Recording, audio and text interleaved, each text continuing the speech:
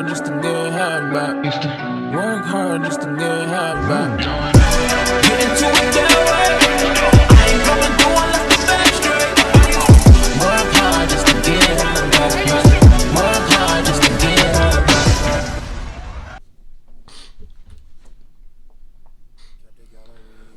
What's good, y'all? My name is Don Julio, and welcome to my YouTube channel. Before we get started, please make sure you like, comment, subscribe, hit that bell notification, and make sure you tell a friend.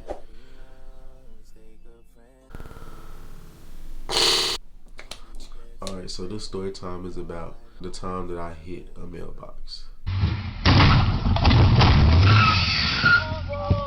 So when I first started driving, I was 15.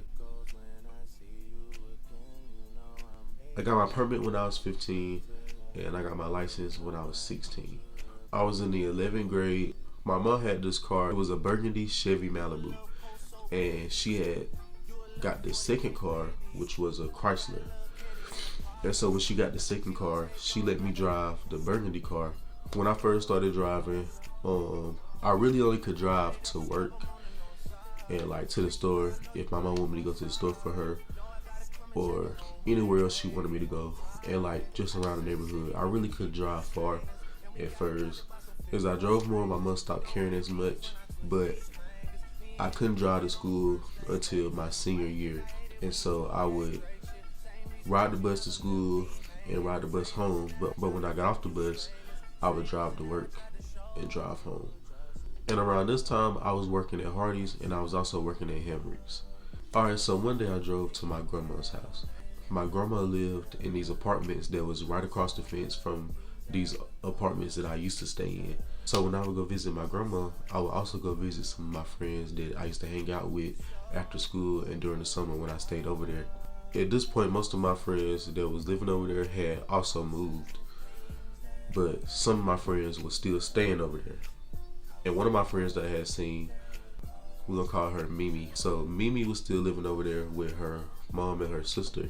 Her mom and my mom used to go to school together. So that's one reason why we were good friends, because our moms were good friends. And so I seen everybody, was catching up with everybody, and we was all talking about, you know, hanging out and doing stuff, you know. After I got done hanging with them, I went home and I carried on with my regular routine, going to work, going to school. And so one day I'm talking to Mimi on Snap, and we start talking about going somewhere to eat. And so we decided to go hang out and eat at Waffle House. I got off Hardee's around 10 o'clock. I picked her up and we went to Waffle House.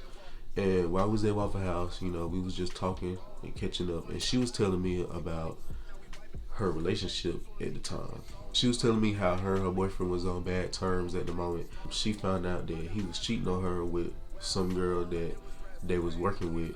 Also, me, her, and her boyfriend, we all worked at Taco Bell. They were still working up there. I had quit. Me and her started at the same time. And so that's how they met. They met at Taco Bell.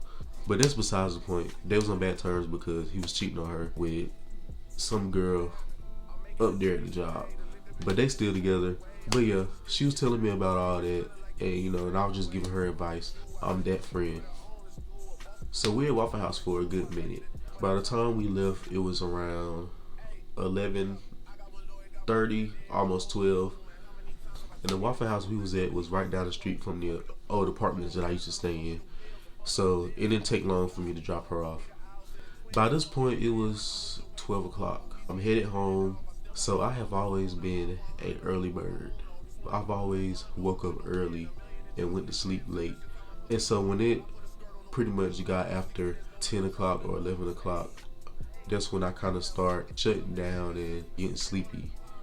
Actually, before I started working at Dish Network, we used to get off at 2:30 in the morning. Before then, I would literally wake up 6 o'clock in the morning and be wide awoke. But then when it got around 10:30, 11 p.m., I would start getting sleepy and I would shut down and I would just knock out and go to sleep. By this point, it's 12 o'clock and I'm on my way home. And so I'm literally feeling it. Like, I'm literally tired. I'm trying to make myself stay awake because I got a good drive. I was on the other side of town. I would say I was about 20 minutes away from my house. So I'm driving. I'm like, okay, you got to stay awake. You got to keep your eyes open. We're almost there. Every now and then I'm swerving because I keep dozing off. And I'm like, okay, stay up, stay up, stay up. And so I turn on some music. I just keep dozing off and I keep swerving. And when I swerve, I would instantly jump and wake back up. I'm like, stay up. And I'm like, okay, stay up, stay up, stay up. And so I turn on some music. And so I keep dozing off and I keep swerving.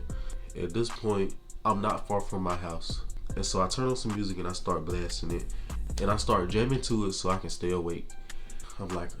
I'm like, okay. We're almost there. We're almost home. We just gotta stay up. We just gotta stay awake.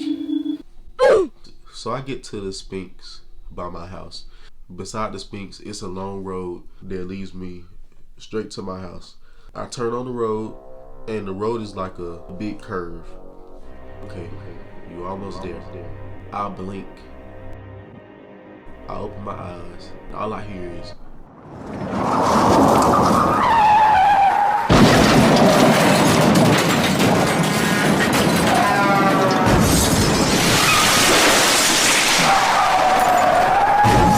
I blinked, and I was on top of somebody's mailbox. I instantly jumped up, and I was like, oh shit. So I pulled off, and I kept going. So now I'm alert, and I'm like, Oh shit. Oh my god. Did this really just happen? nobody's around, nobody's outside. It's in the middle of the night, so everybody's asleep. Didn't nobody see me do this. So I went straight home. I was right up the street from my house. When I pulled up at home, I parked on the opposite side. And so I get out and I look and I'm like, the whole front bumper was hanging off. And it was a big dent. And it was like scrapes along it. It was like scratches on it where you could see that it had hit something. And I was like, oh my God, I'm finna get fucked up. So I went in the house and I didn't say nothing. And so a few days had went by and she still didn't see it. And so I was like, I'm gonna have to do something because she's gonna find out the bumper is hanging off and you can clearly see that it's fucked up. So one day I'm driving and my mom calls me and she's like, hey, can you go pick up so-and-so? and so now I'm panicking. I'm like, when I go pick up this person, they're gonna see that I hit something. They're gonna tell my mom. But then my mom calls me again and she's like,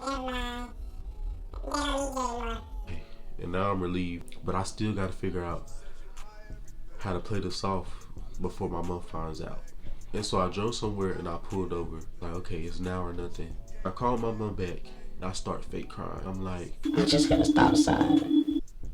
and she's like, and I made up some lie. I was like, I was turning the wrong way and I swerved and I hit it. she instantly starts cussing me out. What the fuck? You done tore my car up? My insurance is gonna go up. I gotta pay for that. Bring your ass home right now. And so I'm like, whew, thank God. I may still be in trouble, but at least she don't know that I hit somebody's mailbox. At least I played it off. So I went home. Obviously, she cussing me out. She take the keys from me. Now I'm not able to drive for a little bit. She gave the keys back to me because she didn't want to drive me to work. I eventually got the car fixed with my own money. But yeah, that's it. But that about wraps up this story time. I appreciate y'all for tuning in. If you like this video, please make sure you hit that like button. And also comment down below and let me know if you ever got into a wreck before or if you ever hit something. Alright, see y'all next time. Don't take advantage, don't leave my heart is damaged. I understand that things go a little bit better when you plan it. Oh, so won't you send me your location and focus on communication, cause I just need a time and place to come through.